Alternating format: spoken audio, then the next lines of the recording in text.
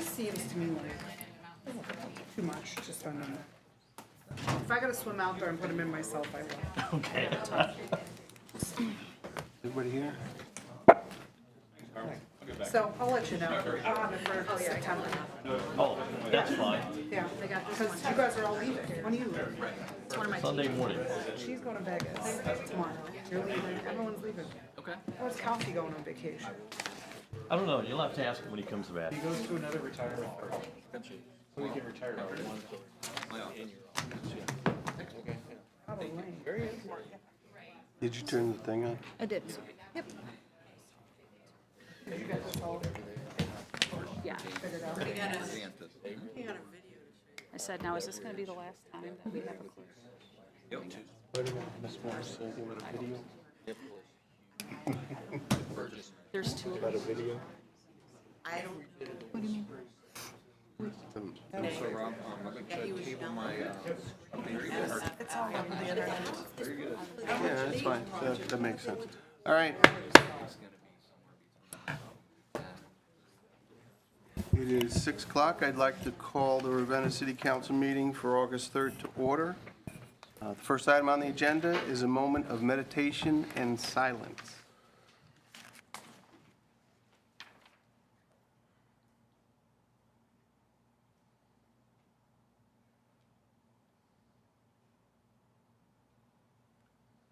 You could join me with the Pledge of Allegiance.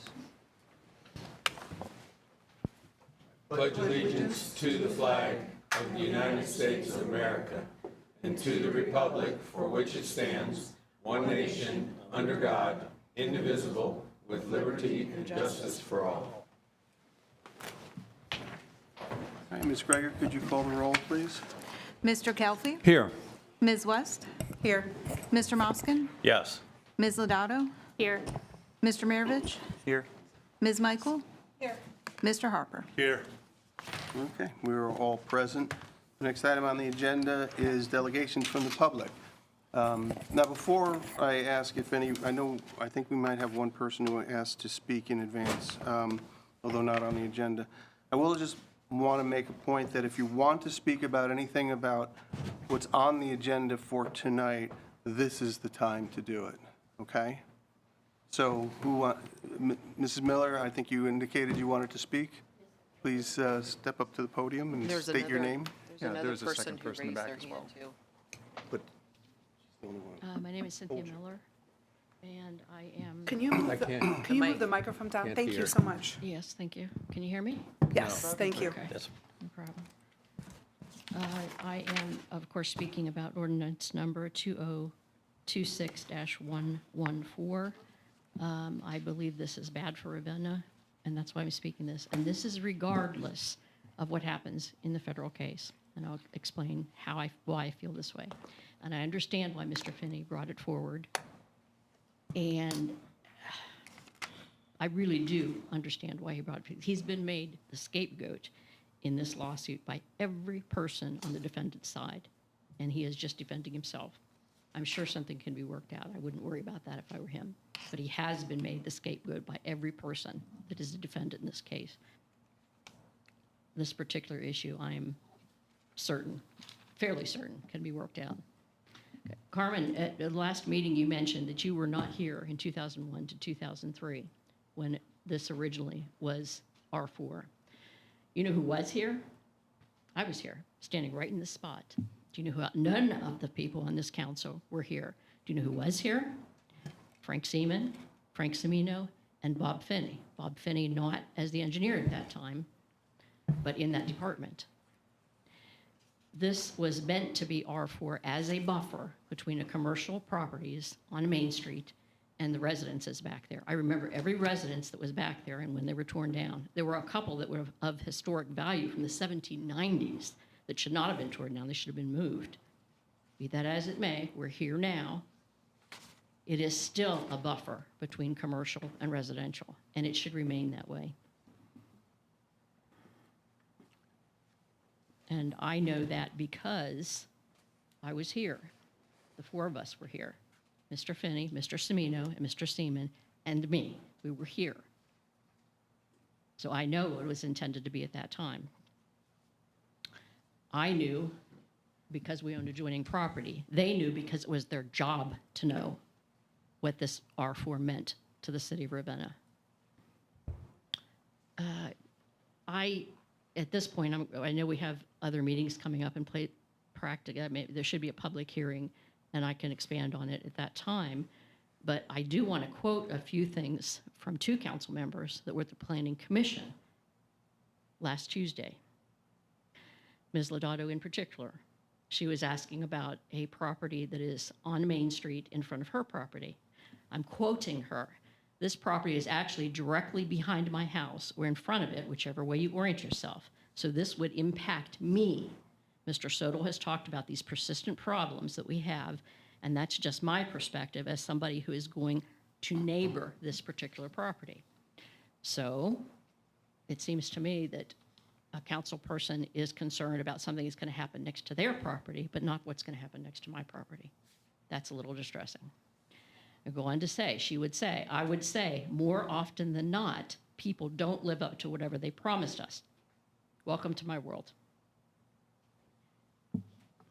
I guess it feels a little different. I'm quoting again. I guess it feels a little different because I'm very proximally located to this issue.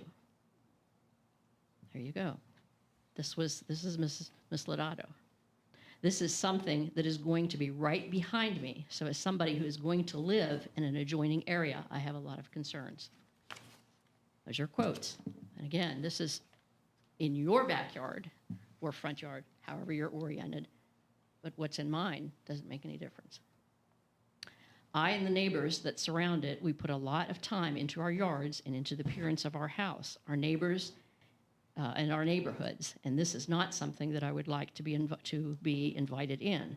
And also for the fact that I live right behind this, and this is not something that I want in my neighborhood, because we have enough problems with these things where I'm at, and I just don't want to see more added to the pile. It's all very well and good. I understand completely, believe it or not. That is a C1 that has those units, and it fronts, I believe, an R4 or an R3, which is what would happen if this is turned into a C1.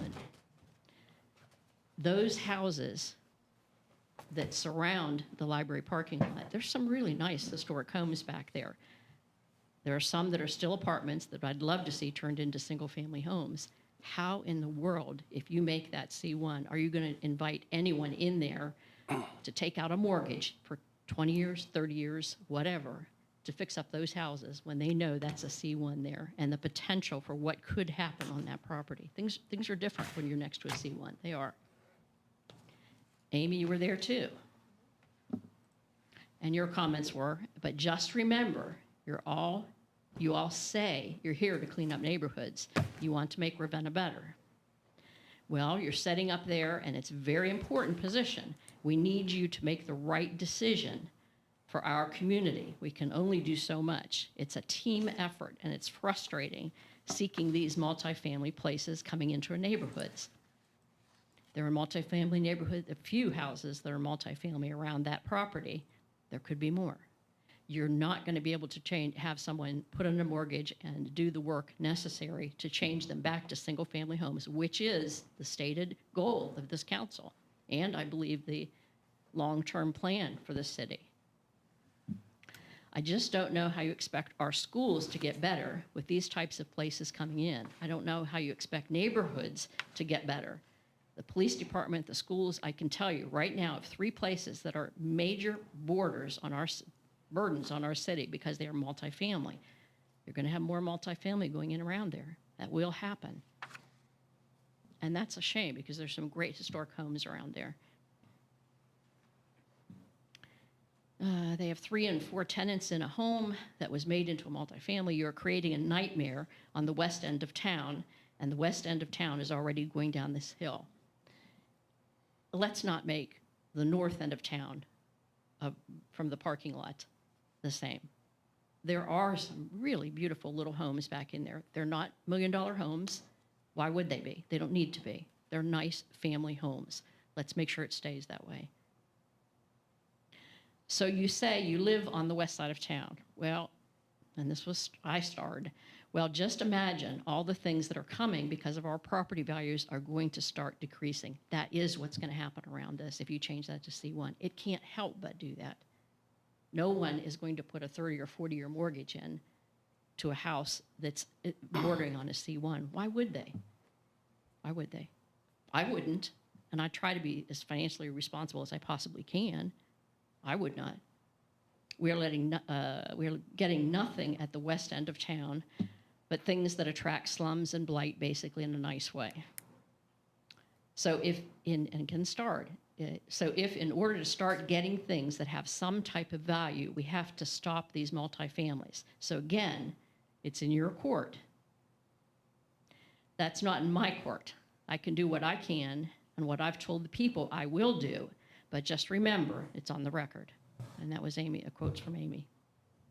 And I think Amy has a good heart on this. I think she understands, but I don't think you understand this particular issue. Like I said, this particular issue put Bob Finney on the spot.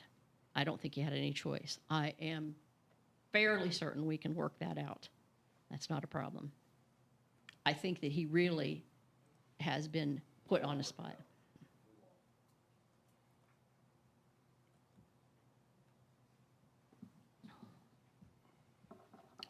Okay, remember, Nick Brown, who advised you, will go back to Solon, to his office, and back to his home,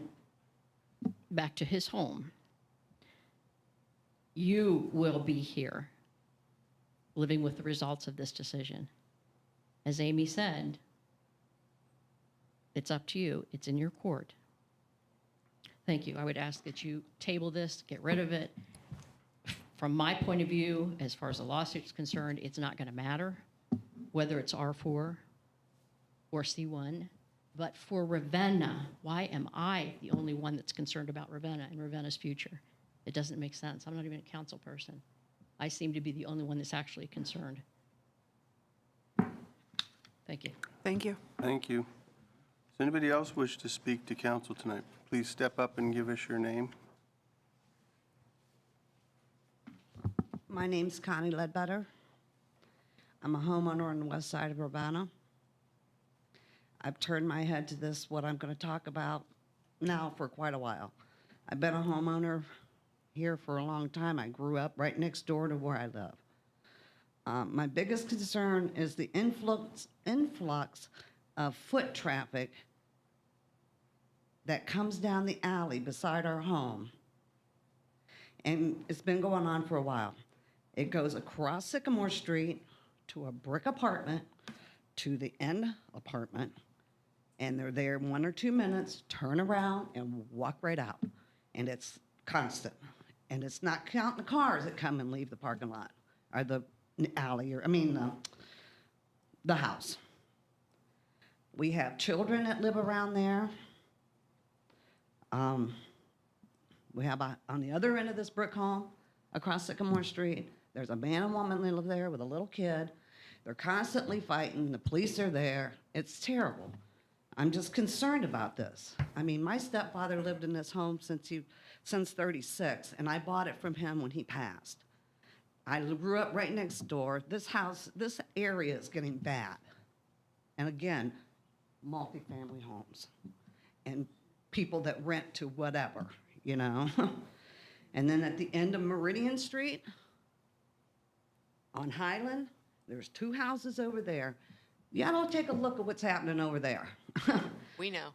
So I'm just saying, it's getting bad, and when the store owner tells me, when me and my husband walk up, because we want to take a walk, we go to the store, play a game of Keno, whatever, and he says, don't walk down on this side of Island Avenue.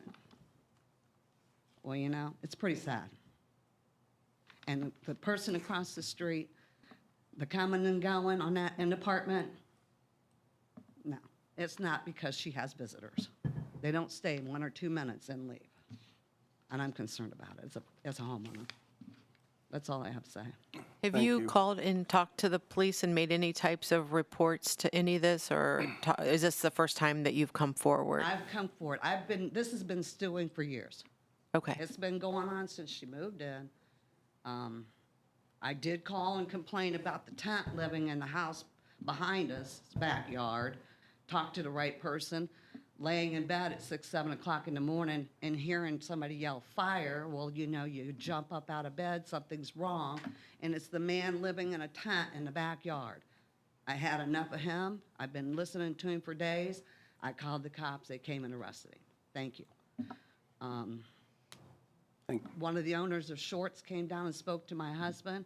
There was a guy living in the gazebo behind the big house up on the corner of Meridian. Yeah, I know about that. And all of his stuff was in the back, you know, behind his apartments. I mean, he was asking about, and I said, we've just had trouble because he brought that up. Is the tent guy still there?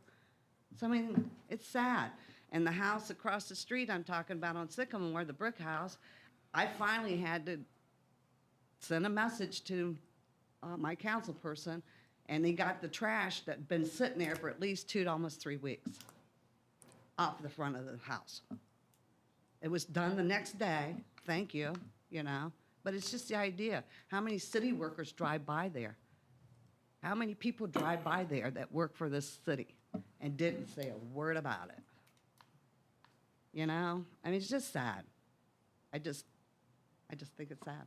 I'm sorry, Thank- I understand. Thank you. What Thank was the you. location again? Pardon me? And what was the location?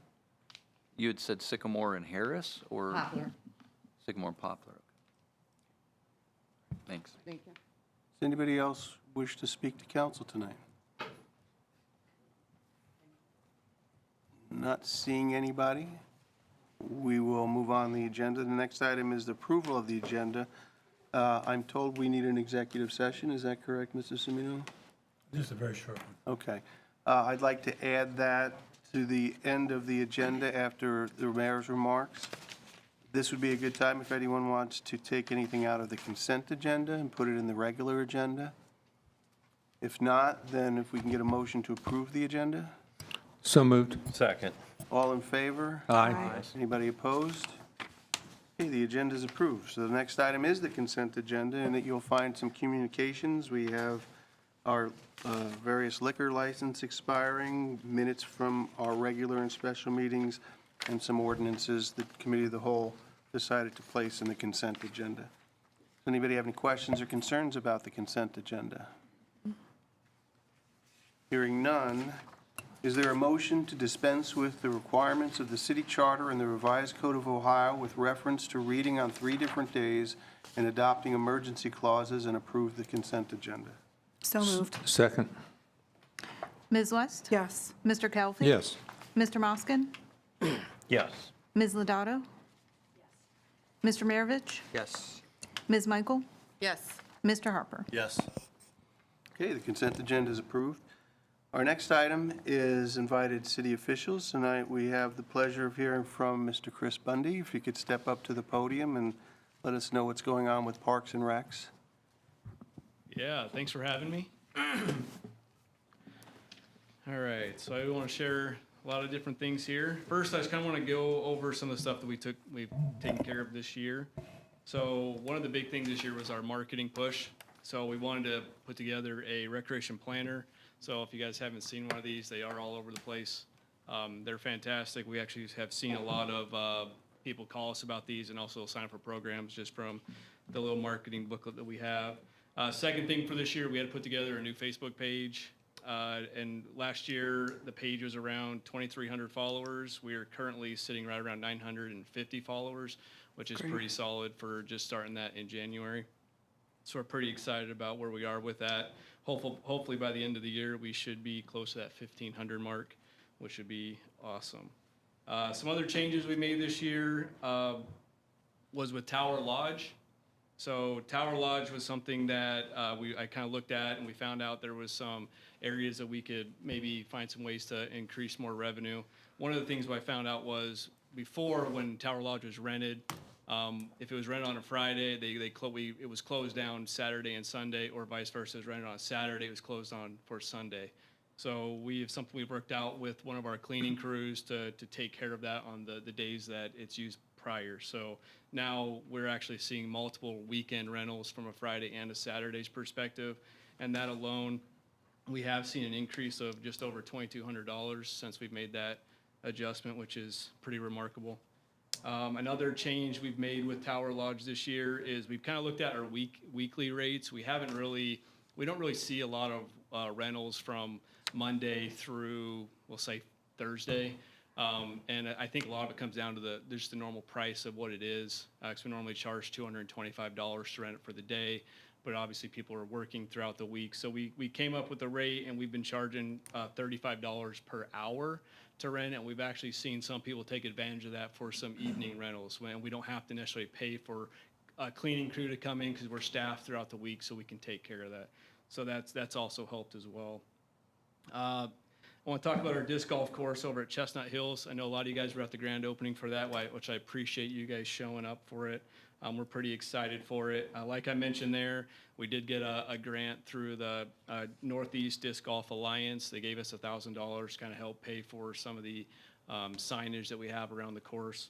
And then we're also currently working on permanent tee pads for the course. We were in contact with a local contractor who's willing to basically sponsor some of the tee pads. So we're working with him to get that kind of put into place. But it's going to get held up slightly because we have some groups outside who are actually doing some funding for us. So as we get those funds come in, I'm going to send this through council to get approved as donations that we can put towards getting those tee pads 100% paid for, which will be pretty nice. And then if we have any excess money, we would be looking at maybe putting a bench or two around the course as well. So we're pretty excited about the course out there. Is seeing a lot of foot traffic. Another thing with the course in general is there's an app out there. It's called UDisc, and you can get on there, and a lot of the disc golf community gets on it, and they rate courses. And for ours being as new as it is, it's ranked out of 5, and most courses are barely above a 4, and we're right around that 4.9 or 3.9. Which is fantastic for a new course, and most of the negative feedback we get on it is we don't have permanent tee pads. Everyone else acts like our course is perfect, it plays nice. So very excited, and we're grateful to have that here in Ravenna. Next thing I want to kind of bring up is over at Havers Park. We've done a lot of renovations this year on the ball fields. From lowering fences on the outfields because they were about 8 inches too high. So we had most of all the fencing dropped. We've added fencing around our dugouts to make it safe for the kids, and then they fixed some of the posts around as well. And then beyond that, we've had to add. I don't have off the top of my head how many tons of dirt we've added to the ball fields there to make them where they are playable. And from that, we brought in 4 tournaments this year from. In the month of June, every weekend we had a tournament Saturday and Sunday, so we got a lot of play from that. And what we were charging $150 per field to rent it. So we were making, and they were renting both fields out at Havers, so that's $300 a day. For the weekend, we were making $600 a day just renting the fields, which was really nice. And then we've also been adding. Another thing we did with our baseball fields is we changed our rate with that as well. We looked at to do more of an hourly fee. Before it was, I believe, it was like $40 a day to rent a field. We cut that back. We're now looking at $20 per hour, and we got a lot of baseball teams coming through the parks this year, and we're seeing a huge increase in revenue. With that, we can put that money back into our fields and continue to make them nicer for years to come. Sunbow, I want to talk about Sunbow. So obviously this was kind of a big year, kind of get some events out there, get people back out to the property, kind of see what the city can do and how we're looking to handle things moving forward. But this year we obviously had our summer celebration. We had our America 250 after party concert. And then we're right now working on our Fall Fest. We're calling it Sunboo. Sunboo Fall Fest. We're doing it the weekend before. We normally do Halloween stuff here, so the idea is we want to do it the weekend before and get more vendors out there, make it more of a family-friendly event, do some hay rides, some different games, costume contests. That's something at least I saw this last year doing the drive-through Halloween event we've done at City Park. It's a great event, but people are driving through their cars, and all we can do is see the kids inside dressed up. It'd be nice to get everyone out kind of walking around and showcase, the costumes. So we're really excited for that event. So that's going to be October 17th, and it'll be from 5 to 8 p.m. is what we're looking at. Other programs that we've introduced out there this year is our archery classes. that's a program that's been highly successful for the city, and it's kind of bounced around. Since I've been here, I've seen it in the back of the annex building or out in the parking lot. I've seen it at Havers Field, and then I was told it was also done in Tower Lodge. So we've kind of made a permanent home for it inside the Ridinger or the old indoor arena at Havers, and Sunbow, and it's been received quite well. It's a great location for it, and we're looking forward to continue to add more programs with archery as we move forward. Another thing we're working on for out there, I've heard this was done in the past, but we're kind of bringing it back with the idea that we can utilize some of the stalls at Sunbow. So we're going to try to be working on putting together some sort of a holiday selfie booth, so where we'll decorate different stalls and families can go in there and take pictures and utilize some of the backdrops that we have there. So it should be pretty nice, and that should be, I think we're looking to do that in November. Another project we're currently working on at Sunbow is kind of a paving project, or it's more of a grindings project, trying to create more of a permanent parking lot out there. It's the first thing I noticed when we took over this spring. We were trying to have our Easter egg hunt out there, but we had such a wet spring. If we would have tried to park cars out there like we've normally done, we'd been pulling cars, trenching up the fields. So something we're trying to do is to make that property more user-friendly, more usable throughout the year. So we don't necessarily have to worry about if we get a bad rain, we still have some hard, stable ground that we can park cars on. So that's something we're currently working on right now. I want to share some of the numbers leading up to this point. So I always like to, for myself, I'm kind of a numbers guy, not crazy into it, but I do like to review numbers. It kind of shows, at least sets a benchmark of where you are, and kind of that shows trends of where you're going. So I took our numbers. So all of these are based on January 1 through July 15th. That's when I ran them. And it's from 2025 and into 2026. So in 2025, our recreation programs for that time period was $70,246. And for 26, we're at $79,171. So we're up at $8,900 just in programming.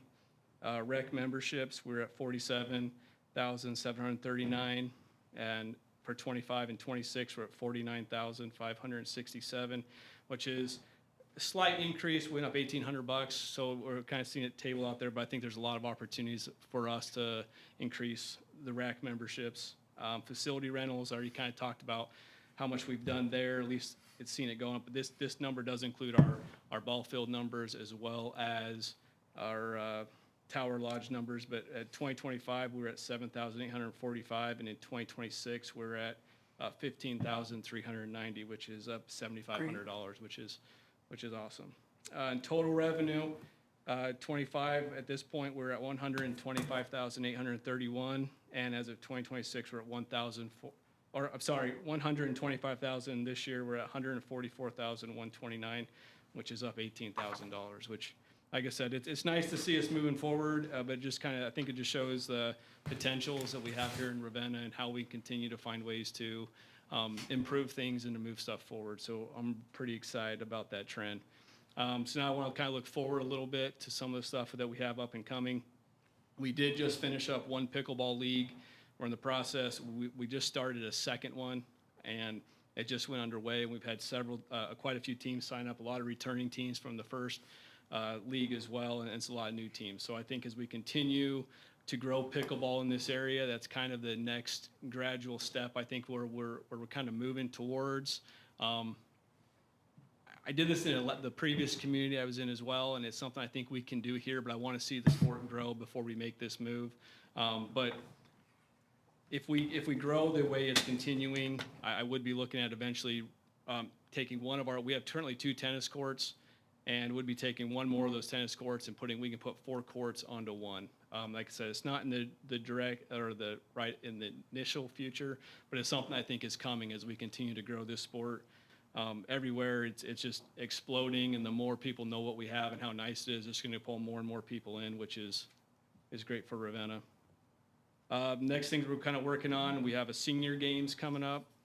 It's for ages 55 plus, and we're looking at it's a 2-person teams, and they're competing in like archery, some disc golf, cornhole. We have like a little spot shot for basketball. We have a trivia game for them. So it should be a lot of fun. So we're working on that right now. We're trying to get more people to sign up. And then with that, we've been working with the chamber on the Community Cup, which this is more for the businesses here in Ravenna, and we're working. These would be like, I think we have it where you can set up as many people from your organization can sign up, but most of our events are like you need 4 people to participate. So we have like archery, we do have disc golf, cornhole, basketball, pickleball. We have tug of war, rope pull. We've got some running events and some other stuff as well. So that should be a pretty cool Community Cup for like I said, the whole idea is try to get more communities engaged or more businesses engaged, and with kind of like a trophy at the end that they can potentially show in their business throughout the year. We've been working with the high school. We just put it out there, so we're starting to get a lot of signups right now. We're working on a youth girls volleyball league, and we're seeing girls right now sign up from all over Portage County, which is really cool. So that's continuing to grow. So we're hoping we can have a great season, and this hopefully will be a staple for us moving forward here in Ravenna. And like I said, this is kind of the approach I'd like to see a lot of our sports being, where instead of us sending our teams to other communities, I'd like us to be the hub. So it's nice to see this first real league starting with girls volleyball, and like I said, eventually I want to see this happening with soccer. And this Chris, is where are they holding the volleyball at? the high school. Okay, thank you. Yep. And so this kind of like, I didn't mention it for Sunbow, but this is also kind of my big long-term goal with Sunbow is to make that more of our event and recreation hub. So with soccer, I think if we can put several fields out in the large space that we have there, have in the parking lots, we can start to pull more and more people to our community and utilize that space. 'Cause it is a wonderful space that we can use. So yeah, moving on to the rest of this year, we do have soccer, Shooting Stars, a kids drama series that we started this spring. It was quite popular. We had a lot of kids sign up, and we're starting that over again this fall. We just finished up a fishing club, and which was great. We did it out at Lake Hodgson's, and every session we taught the kids how to tie fish knots, how to put different hooks on, how to bait their hooks, what poles were used in different situations, line, a lot of technique. So the kids walked away with hopefully some knowledge, but also a lot of fishing. And every kid every day caught a lot of fish, and we ended it with the last day where we actually cooked some fish for them. They got to try some, hopefully to get more kids hooked, and hopefully to get more of their parents out to buy some passes at Lake Hodgson. So it's pretty cool. We're starting another session of that this fall. It's fun. And then we have our basketball Little Dribblers coming up, and then we'll kind of end the year off with a Santa meet and greet that we're starting this year. It'll be at the rack. The idea of they'll kind of parents can sign up for time slots that kind of come through the rack. We'll have it decorated, and they can meet Santa and write a letter as well, and kind of have a little quick meeting with Santa there. That's all I've got for right now. That's a lot. Thank you, yes, it is quite a lot. Does anybody have any questions? No, I think it's great that like some of the things that you even mentioned, so like the selfie stuff. Yeah. I know I did that. It was a blast, so I'm super excited that that's coming back. That was one of the best things I did through Parks and Rec. That in Tower Lodge, I've used it, and Yeah. I know we talked after I used it, and then Right. after that is when we started increasing the rentals, so it's great to Yep. see. Yeah. Madonna? Oh, sorry. So I was interested when you talked about the Sunboo event. So will that replace the drive-through event? Yes. Thank you. Yes. I mean, that was great for when it started, but that was an exhausting day last year. Right. On both If days. you do that at City Park, then downtown here. And then has their trick or treat event, at And home. then trick or treat Right. starts the minute that ends. And it was just this whole day. It's like if you're a part of it, especially if you're getting candy for it, sell a kid meat. Right, and that was kind of the idea behind it as well. We feel like, because a lot of the vendors who wanted to come to ours were like, hey, we're already going Yes. downtown. Can we leave early to get to the other Yeah. events? We're like, well, maybe we can get more vendors, even if we do it the weekend before, and really make this kind of like a small community event. I was kind of hoping our trick or treat would be actually on Halloween this year. It's on the 31st. Saturday. Yeah, it's on the 31st. So I didn't know what the actual date was, but yeah, I guess they're keeping everything the same. But yeah, I'm looking forward to it. Sunbow, I was there, and you guys did a great job. So they didn't really know what to expect, and it really couldn't have gone better on how well they all worked together. And thank goodness for Tyler and his expertise on the computer, because he worked all day long on trying to get the sound system and everything in check. So it was a great event, and you have a wonderful, wonderful team. So every time I go into your office, it's just, you guys are working like clockwork, and you guys all seem to be laughing and, you know, just getting stuff in order, and it's a really good atmosphere. So I just want to say thank you. Yeah, well, thank you. Well, we are Parks and Recs. We try to keep things low. Yeah. Chris, you did mention, and we're talking some about the concert and potential uses of Sunbow. The concert that we had out there was great.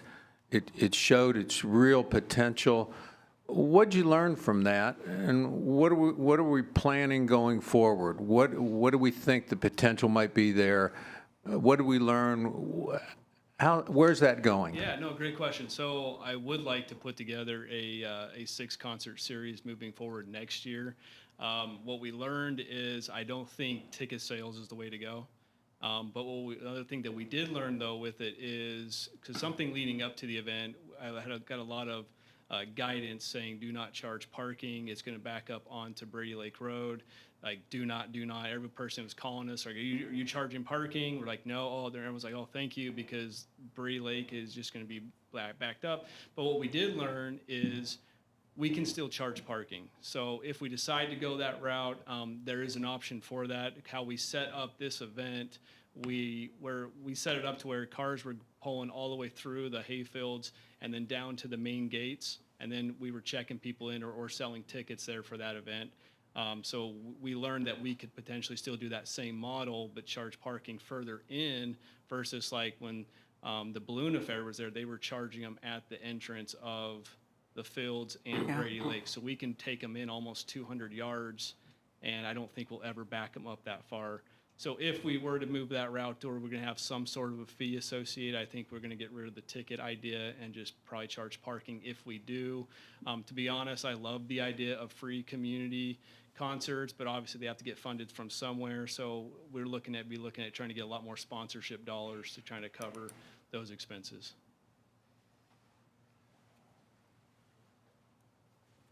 Any other comments? Well, thank you so much for the thorough report and the exciting things that are going on at Parks and Recreation. We certainly appreciate all the hard work that you and your staff are doing. Well, thank you. Thanks for having me. Okay. Thank you. All right, moving on. The next item on our agenda is report of committees. Committee meetings will start at 6 o'clock a week from tonight on August 10th. The first report is from Utilities. Mr. Moskin.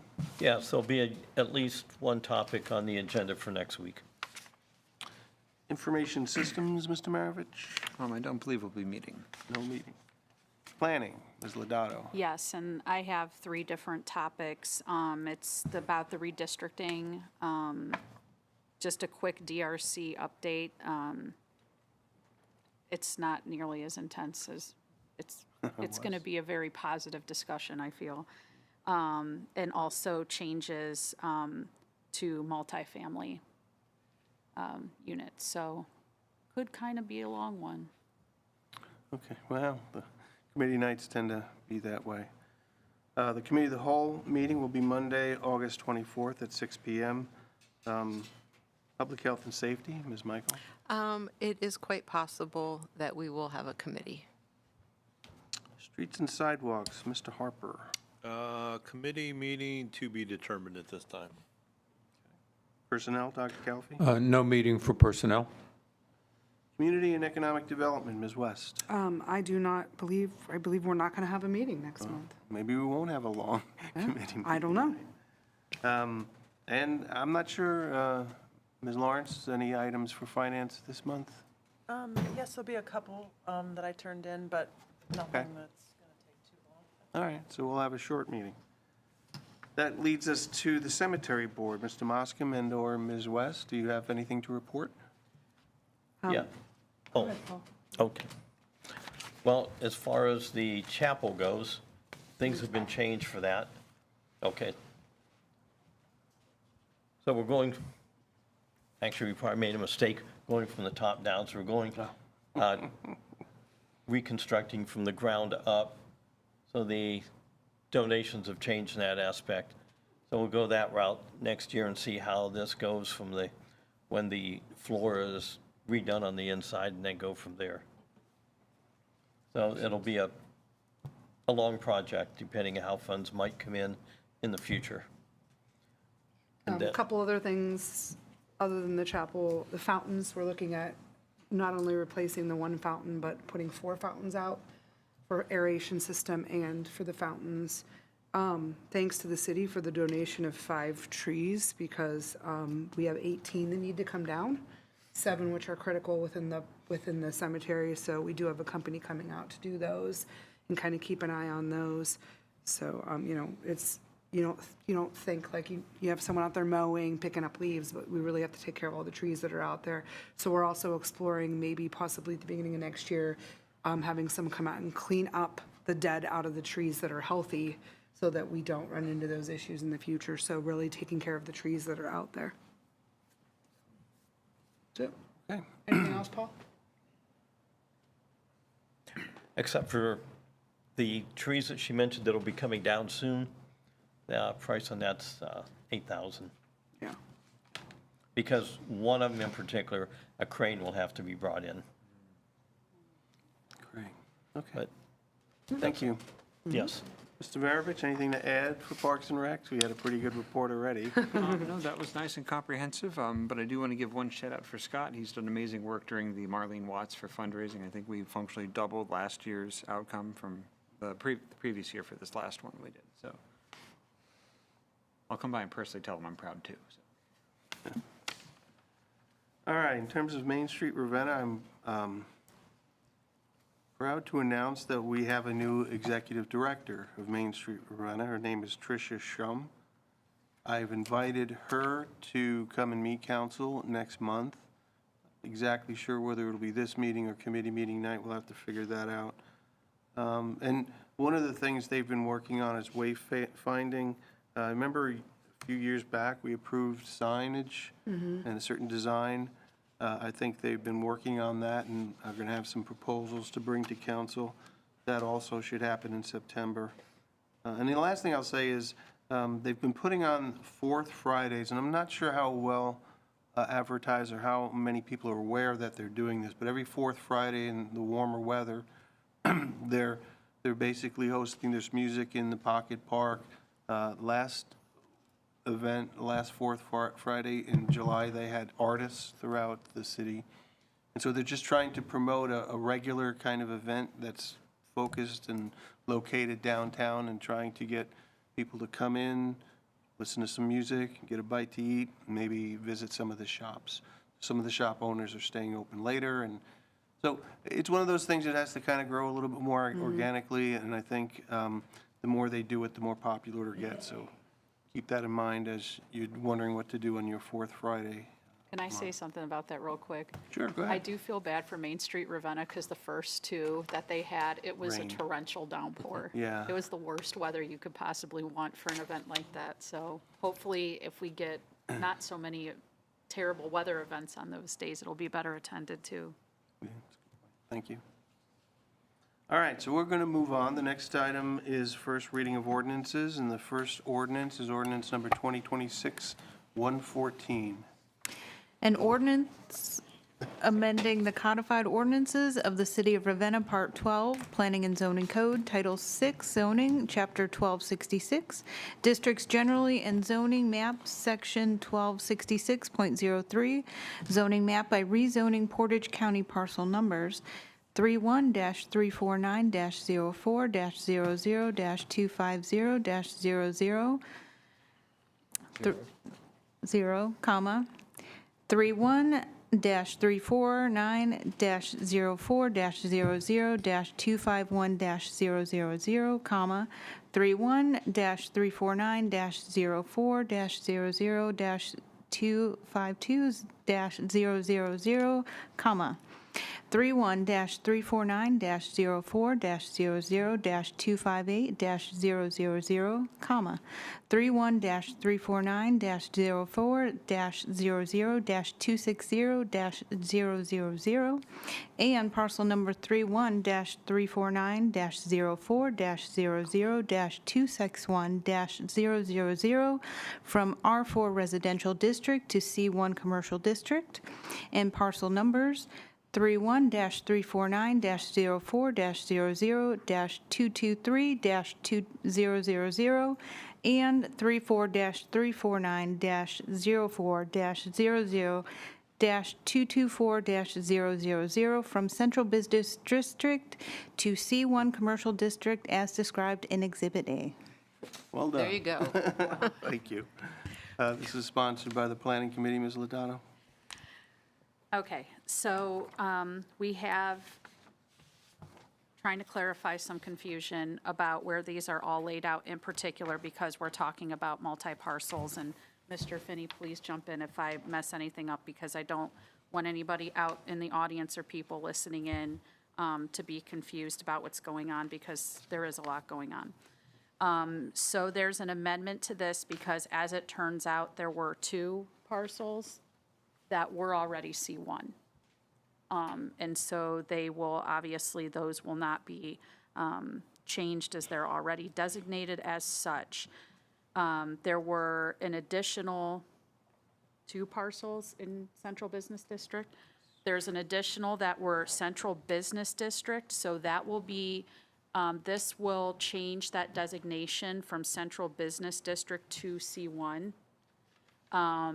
And then, as we've discussed in previous meetings, those back parcels, 6 of them, I believe, 6 of them will be going from residential to C1, from R4 to C1. So I gotta understand this, just to make sure that, we're told, by the attorney that this is basically just fixing a problem that needed to be addressed to make everything unified. Because, in the beginning, I was one of the ones who did not vote against this for the reason I felt that it should wait until after everything is done. Then, we were told that this is needed to happen so that we can fix everything. So my concern, it wasn't said to us now that I'm hearing about the neighborhoods being turned into the mess that we're dealing with on West Main Street. So are there areas now that are going to be affected in the back where Mr. Selenius's home is and the other homes back there? Are we going to have the same type of worry about these homes being possibly turned into multifamily? Or are we able to only make the particular area of where the businesses are and the library is, where there's not residential? I'm kind of getting confused here. So I have the same question, by the way, when and Mr. Finney, if you want to answer this, it should assuage your fears on this. The existing homes will not change. Only the existing parking lot that has been this way since 2003 or 2004 is changing a zoning map. So it's not going to change the We're not neighborhood. changing any of the That other is homes. not going to be affected. Correct. Those will not change. Okay, because I've always They will been, still remain R4. okay, it's just fixing that one area where there's a gap. Yes, that is correct. It's just rezoning the parking lot. Okay. The 6 parcels, I don't know if you got this map from Mr. That's what I was looking Finney. for, and I don't see it. Matt said it can has get it. it. So the 6. Oh, I found it. Okay, so the 6 parcels that are in the R4, you can see from the map that it's the parking lot. That those are the ones that would be identified in this map as 5, 6, 7, 8, 9, and 10. And this is part of our comprehensive plan, correct? I Like, don't, I mean, is this all going together as far as our plan on where we are with, I don't believe the comprehensive plan addressed this. okay. Correct. But to assuage your fears, there's nobody living in a neighborhood now that is going to go from living in a residential, there's nobody living in these surrounding homes that are going to be changed. Mr. Selenius's house is not going to a C1. Do you see what I'm saying? It's still going to be, it's just those identified lots there that already are part of the parking Yeah, lot. because all I am seeing is a parking lot. That's it. I'm not seeing any neighborhood. I am not seeing, Let's keep it just to okay, I'm council just, members. well, because that concern was Yeah. brought up, and I just want to make sure that that is addressed, because we were told that this is literally something that just needs to be cleaned. And I want to make sure that I'm getting all the right information. And like I said, it was said from our attorney that this is what it is. So, okay. I was hoping you had the map, because I think the map makes it clear to see that the things that are going to be changing from R4 to C1 are just those parcels that are the parking lot. And then on the map, it's parcels 1 and 2 that are currently in the central business district. Those are going to go from CBD to C1. And then we have these other 2 parcels on here identified on the map as 3 and 4, and you could see we don't need to change those because those are already C1. So let me just outline what's going to happen. Rezoning, according to both state law and our Chapter 1260, require a public hearing. There are some conditions around that public hearing. One of them is we have to announce it 30 days in advance. And during that 30-day period, before we hold the public hearing, all the documentation regarding this particular ordinance is going to be housed in the clerk's office for anybody who wishes to review that information. So I'm going to first suggest, unless council has any other ideas or proposed dates, that we set the hearing for September 21st. That would be the same night as our committee of the whole meeting. That will certainly give the clerk time to announce this well in advance of 30 days. And we can hold the public hearing then. Public can come and say whatever they wish to let council know about this ordinance. The other thing I wanted to point out is 126002 has the standards for review. There are 9 specific standards. They're mostly framed as questions, such as, I'm not going to read them all, will the proposal have an adverse impact on existing uses in the general vicinity? Okay, make that what you will. But then there are 8 other standards.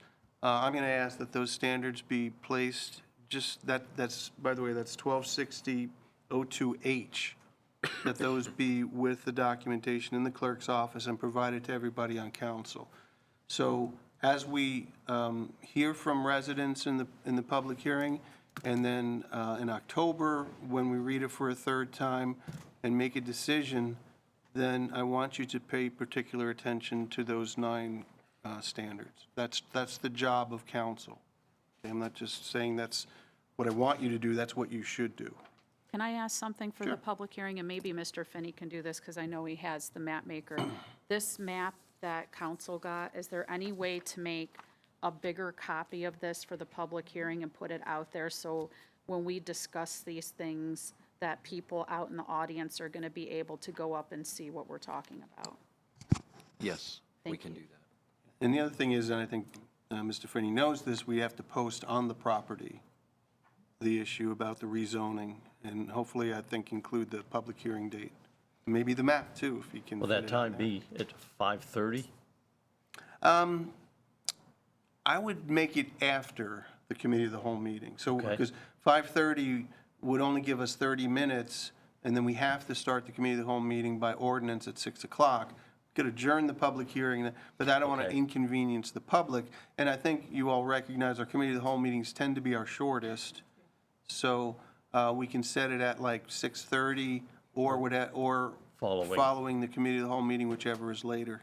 And then we can make sure the public knows exactly when we're going to start, or if they might have to wait a few minutes if we're a little bit late getting the committee of the whole meeting finalized. But we want to give them as much time Yes. as necessary. So I don't want to butt it up against another meeting. All right, so this will stay on first reading. We cannot do anything until we hold the public hearing. So any other questions or comments before we move on? All right, hearing none, the next item in first reading is ordinance number 2026-116. An ordinance creating a new section of the codified ordinances of the City of Ravenna, Part 8, Business Regulation and Taxation Code, Title II, Business Regulation by adding Chapter 859, Self-Storage Facilities, and declaring an emergency. This one is sponsored by Community and Economic Development. Ms. West? And this is something that we've talked about for quite some time. We've dealt with a couple moratoriums on this while we look into this. Really just putting some language in place to kind of help guide future storage facilities coming into our city as well as what we already have. Okay, does anybody have any questions about this? I do. Why is it on as emergency? And when Is this- it? Oh, I think because the was moratorium expired. expires Oh, got it. this month. We need it. Well, I just want to make that clear, Yeah. you know, just for the people listening, that for the reason, there's a good reason for it. Well, and know that too, like any ordinance that we are putting in place, if we do move through with an emergency and we find that we need to adjust something or see something to make it better, we certainly have the capacity to do that. Yeah, I mean, there's no automatic, I mean, the council has to vote by a supermajority to approve the emergency clause, so that could always be something council can choose not to do. But I think that was the rationale for putting an emergency clause there, that we didn't want to have a gap between this and the expiration of the moratorium that's currently in place. And certainly, again, remembering that this is something that we've talked about for quite some time, on and off. There's been 2 moratoriums that we've had, so we've had the time to kind of look into this and research this and see what we wanted. This is not really an emergency. Okay. Any other questions? Okay, so is there a motion to waive the 3 separate readings? So moved. Second. Ms. Michael? Yes. Ms. West? Yes. Mr. Calfee? Yes. Mr. Moskin? Yes. Mr. Maravich? Yes. Ms. Ladato? Yes. Mr. Harper? Yes. And as mentioned, there's an emergency clause. Is there a motion to adopt that? So moved. Second. Mr. Harper? Yes. Ms. Ladato? Yes. Mr. Calfee? Yes. Ms. West? Yes. Mr. Moskin? Yes. Ms. Michael? Yes. Mr. Maravich? Yes. Okay, the emergency clause is adopted. Is there a motion to approve the ordinance? So moved. Second. Ms. Michael? Yes. Ms. West? Yes. Mr. Calfee? Yes. Mr. Moskin? Yes. Mr. Maravich? Yes. Ms. Ladato? Yes. Mr. Harper? Yes.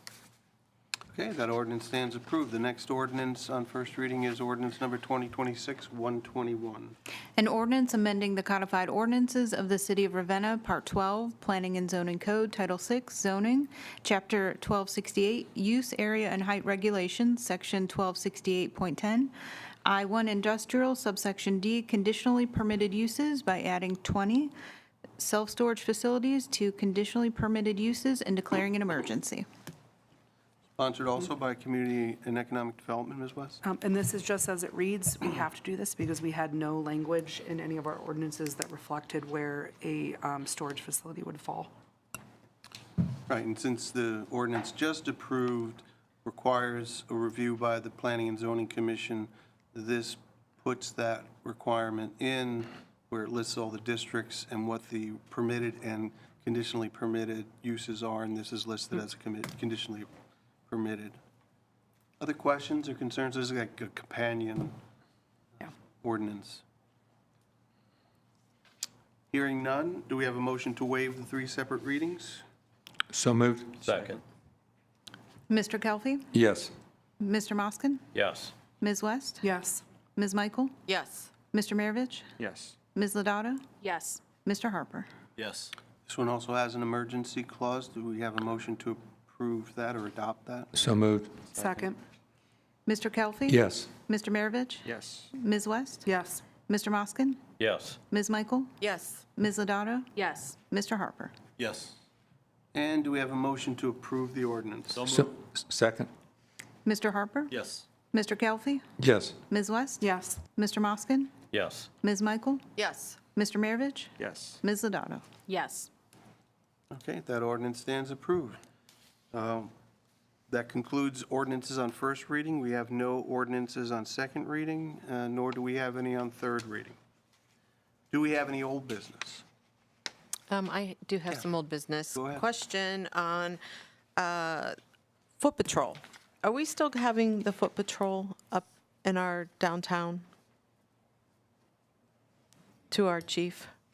I've had a lot of people ask me about the foot patrol, and I don't know. I used to see him quite a bit, but I haven't seen him lately, so I was just curious if that is ongoing, or I've had a lot of different complaints with City Park and somewhat with the downtown. So I was just curious, like, if there's been more active foot patrol lately? We are still conducting foot patrols downtown, but I hope to understand this is the summer, and everybody's on vacation in our department, and when we're running with shift minimum, it's hard to get up there. They get up there as much as they can. We had the SRO on the road. He had to go to a lot of classes. The new SRO had to go to a lot of classes, which took him off the road. So when we have more than shift minimums, we do foot patrols. Okay, thank you. And one other question on old business, sorry, I had a lot of different calls since our last meeting, and I don't really want to put this under council remarks or new business because this is stuff we've talked about in the past, but I talked briefly with the mayor today about this, and I looked at the Ohio Revised Code as well about the electric bikes and scooters, and I know that's a subject that gets kind of it's a hard subject to really talk about because it goes about enforcement. There's a lot of things, but the mayor had brought up that possibly we may be able to charge a license fee for them. Possibly, there's things that I think we could look at. And the Ohio Revised Code does state that each city could actually enforce their own, but right now, and I think it's because it's new and we're not the only ones, but because they're becoming more popular, they're becoming more affordable for transportation, especially people who can't afford cars. But again, we do have a population that I think they don't think the rules apply to them. They're under the age of 16, which the law does state 16 years old on certain specific ones.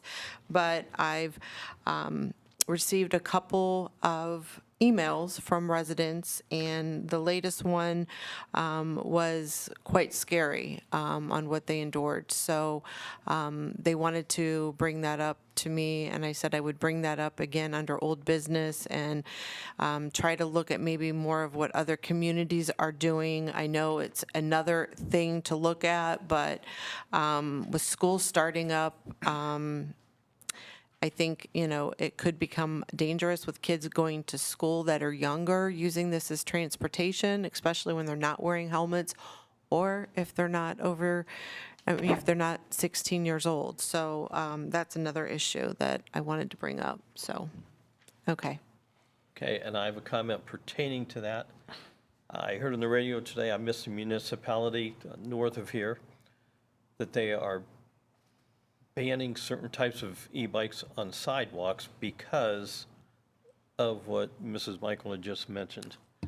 Well, the problem is if you put them on the road too, I mean, you got to look at the lesser of the two. I mean, you'd almost rather them be on the sidewalks too, because the road, cars are going to hit them, but in the sidewalks, a pedestrian. So it's a balance to figure out which is, I mean, it's going to take a lot, but because they're starting to become more and more, I think it's something that we really have to get a little bit more aggressive on. And I know our police department is dealing with a lot right now. Yes. The calls lately have been a lot, along with our fire department. We've seen a lot of changes in our area, in our downtown, that we're working really hard on cleaning up. And So again, this is just something else to add to it, but I think if we could get something in place that they can have, you know, a guide to or be able to enforce on some of the people that are opposing the risk, I think it's important.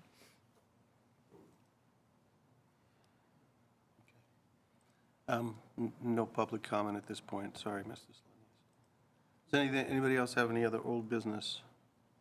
No, just thank you, Amy, for bringing that up, because this has been, I do see adults on e-bikes, but I see them obeying the rules of the road or driving driving them or riding them, however you call it, on the sidewalks at what I would call a reasonable speed. I think that from what I've observed a lot is that this is groups of kids, and they just ride right through red lights. I've seen them all downtown. Downtown's where I notice it the most, that they're just crossing right across the road. And I know that there's been some communities where the kids have lost their lives. And I was riding on 59 the other day, and there was probably a group of 10 of them, and some of them were on the sidewalk, but then when they wanted to pass each other, they were going right on to Route 59. And they didn't even look behind them or look to the side, and I kept slamming on the brakes. So I do think that even though I know our police force is busy, that, you know, one child is always too many to lose to something like that. And I don't really want to go down the road of talking about where parents should be, because that's just, I don't think that's ever helpful. And I remember how and where I used to ride my bike when I was their age, and I could have been in a different city for all my mom knew. And so I don't want to go down that, but I do think it's about keeping everyone safe, and not having anybody have it on their conscience that they struck a child. Well, I mean, if this is something council feels strongly enough about, and I think it's been discussed in Streets and Sidewalks in the past, Mr. Harper, are you willing to engage in this topic once again? Yes, absolutely. Okay. So why don't we do that for the sake of moving on with tonight's agenda? Is there any other old business? No, but I do want to add that it would be worth looking at, for a section of our code, 432.24 for driving upon sidewalks, tree lawns, or curbs, since that covers that no person shall drive any vehicle other than a bicycle or an electric bicycle if the motor is not engaged upon a sidewalk or sidewalk area. Yeah, I think we've So talked some about of that this in the needs- past. yeah. Because that So- was one part that'll need addressed. Yeah, okay, good point. Thank you. All right, let's move on to new business. Does anybody have any news business for council? All right, hearing none, we'll move on to President of Council remarks. I'll be brief. Last month, I mentioned the excellent work that our clerk, Ms. Greger, had done for planning the July 11th event. I've heard so many people compliment how it was run in basically your leadership there. Also, members of city staff, Mr. Content was there, and Ms. Lawrence, and many council people participated. I think it was something that people keep saying, well, we should do that again, and I'm like, well, we will in 250 years. But it's food for thought. But I did want to mention that it was done really well, and we appreciate it, especially yours and the other city employees who pitched in. It was a long, hot day, and everyone did a great job. I appreciate that.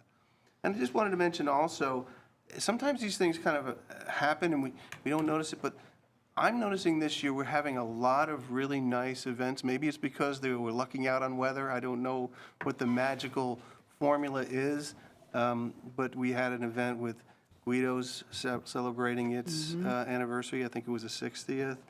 We had the Ravenna Rocks. You know, and things seem to be happening. And I'm getting a good feeling about how events are being put on. We heard so many great things about what Parks and Rec is doing as well. So let's grab on a little bit of positivity here and be grateful that we're having a very productive summer. And it's not over. Tomorrow night we'll probably have the biggest event by far that we have every year with Wednesday. the Octane Nights event. that's Oh, no, I'm Wednesday. sorry, Wednesday. Get me all confused. Oh, I'm so, well, they'll start rolling in tomorrow, I'm sure. But Wednesday night, I apologize for preempting that. And of course, Balloon Affair will be later on. Anyway, I just wanted to, capitalize on the good events that are happening in our city. Let's move on to council members' events, and we'll start with Mr. Harper tonight. Nothing additional, thank you. Ms. Michael? I just want to congratulate Chelsea. I thought maybe Rob was going to bring that up as No, long that's talking. fine. I'm glad I could share But that. she was nominated for Celebrate Portage County Employee of the Year. So she's one of the nominees for that, and well-deserved. So that event is going to be, when is it, Chelsea? September 24th. So I'm not sure who's all nominated, if they've come out with that list yet, but I definitely am very proud that Chelsea was one of our own. So thank you. All right. Mr. Maravich? Oh, no further comment. Mr. Muskin? Yes, just a little bit. The refurbished breaker for the water treatment plant for their generator is planning to be installed later this month, and that'll be something very good. That'll be a very intricate part of the operation. The other thing, the SCADA system at the wastewater plant will be finished here possibly in the next approximately couple weeks. So that'll be something very big to their operational system there. And one other small thing that I've been hearing from different individuals, quite positive, they've been telling me that they believe the flowers in the middle of town are a very nice asset. They said it really catches their eye when they're coming into the middle of town. I just wanted to relay that. Thank you. Dr. Calfee? As you all know, we have an election coming up in about 3 months, and I've been thinking about elections quite a bit. Not that election, but the one that's coming up in 2027. And at that time, that's an election that somebody that's on council for Ward 4 would be running for reelection. And I wanted to announce tonight that I was not going to be running for reelection to another term after my current term. You might say, why? Calfee, why are you doing that? Some people might be saying, good, you're doing that, but why? Not real reasons, but maybe considerations. I'm 75 right now, and I'll be 77 nearly 77 by the end of this term, and if I'm reelected, it would take me to 80 years old. That's kind of a consideration. Another consideration is I've been in public service for about 20 years now in Ravenna, and when I include my superintendent time, so that's a long time in public service. So those are some considerations. Never say never about anything. You may change your mind, may not. But why announce it now? A couple things. Because I've decided not to run for reelection, when people ask me, oh, are you going to run again? I don't like saying I don't know when I really know. So I don't want to be put in that position where I say to somebody something that's not true. So that's one reason. The other reason is there are multiple excellent candidates for the Fourth Ward Council position, and I hope this announcement gives them time to think about it over the next couple months. And if they do choose to run, collect your signatures in the fall while it's still nice weather for the first March primaries. So I still have a year and a half to go. That's a long time. I'm going to be around for a long time, and I anticipate that I'll be working my best to make Ravenna a great place to live, work, and visit. Thank you. Thank you. And thank you for your service. And Yeah. I'm not done yet. announcement. I'm I know. not done yet. Although Year and a half. I don't know, can you take out petitions earlier than January? No. Yeah. I don't know. So Yeah. fall is kind of out. They can for start us. working on it. It's their problem, not You can mine. read it over very carefully. Ms. West? I can't top that. I have nothing. Okay. Ms. Lodato? Before I get into mine, just to be aware that we are going to be working on this redistricting, so who exactly lives in Ward 4, that's one of the places that no matter which map we go with or strategy, that's one of the ones that's going to be expanding. So maybe some people that live in the adjoining wards that thought or dreamed about running for city council, that will be open to them in Ward 4 once we conclude that process, which the public is, we are counting on the public to be a part of that process. I did want to take a minute in my council remarks to address a news story that went out. It was a reporter from Northeast Ohio News that watched our last meeting, and that's in particular the segment where we took a vote to correct the one from the week before it, where we adopted the emergency. The way that the story read was that we were putting a levy on the ballot with no public comment or interaction or notice to anybody. And I could see how if you didn't watch any of the meetings before it, it might have looked that way. The reporter retracted the story in the comments but didn't take it down. So I know that there's people that read that and commented that are listening to this. And, you know, I looked at the tracking sheet, and Rob, you actually filled that out on June 1st and showed up on that agenda. And just like the moratorium, there are some things that we adopt as emergency simply because we have to enact it before there's a deadline. In the case of that levy, it was because there's a Board of Elections deadline. But there was still quite a bit of opportunity for public comment, and that did show up in our agendas. It did concern me reading some of the comments that people feel like we hide the agendas or what we're going to talk about, and those are always on our website. And also, I don't feel like a lot of people know that Ravenna has an app now, Hello Ravenna. So if you put that, it's in the App Store, and there's a lot of great information on there and updates and different ways you can use that. And I know it's only going to improve and get better.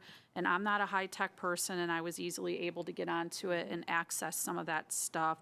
And so in my council remarks in the future, I'd like to take a little bit, and I guess maybe it's the teacher in me, there's a lot that people might not know about local government, especially when it comes to getting information.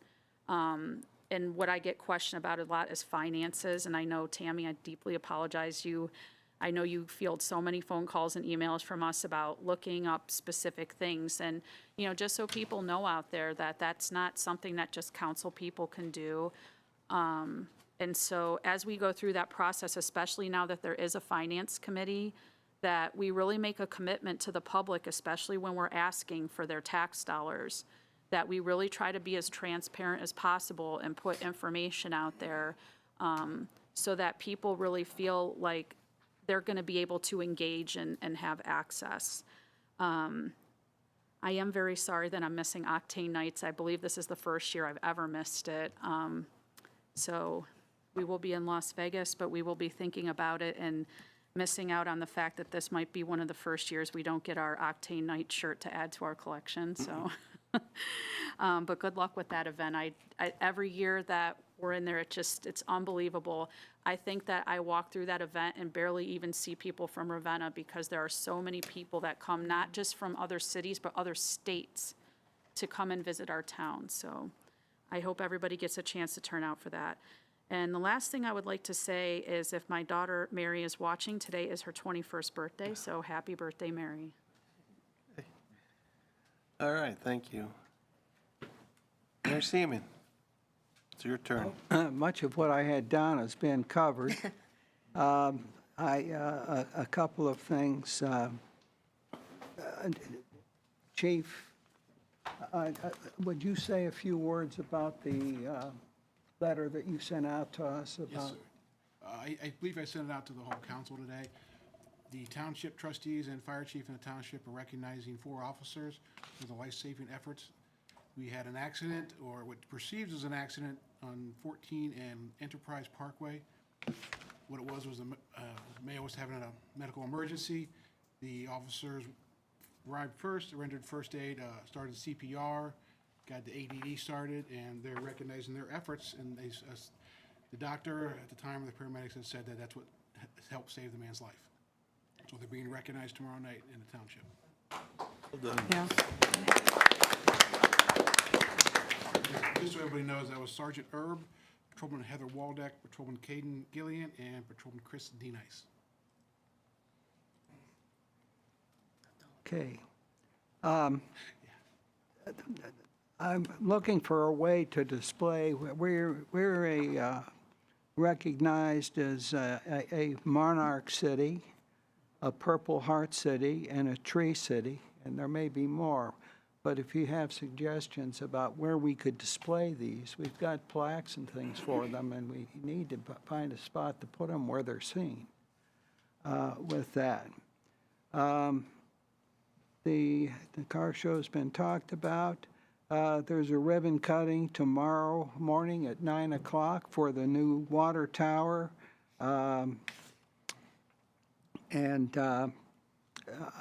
It's to find your way to where you can get to the water tower. You just stay on Commerce Drive, or not Commerce, Lover's Lane. At that fraction, it becomes Lover's Lane. Get on that and don't veer off the turn. Go straight, and it'll be a road that looks like you wouldn't normally drive up there. But parking will be at a premium, I can tell you that. So if there's a number of people going, if you're leaving work or something with it, I'm thinking of our employees, that some of them will be there with that. But it has water in it, and it's ready to go. As soon as they get started on that, the other one's going to be shut down so that it can have treatment to keep it going the way it needs to go with that. And I think we'll stop there. Thank you. Okay, thank you, Mayor. The last thing we have on our agenda is an executive session to discuss ongoing legal issues. Just to let the public know, we have no business to attend to after the executive session, so no real reason to stick around. But if we could get a motion to go in executive session. I'd like to make a motion to go into executive session to discuss ongoing legal issues. Second. Ms. West? Yes. Mr. Maravich? Yes. Mr. Kelfi? Yes. Mr. Moskin? Yes. Ms. Lodato? Yes. Ms. Michael? Yes. Mr. Harper? Yes. Okay, we'll take a couple of minutes to clear out the room.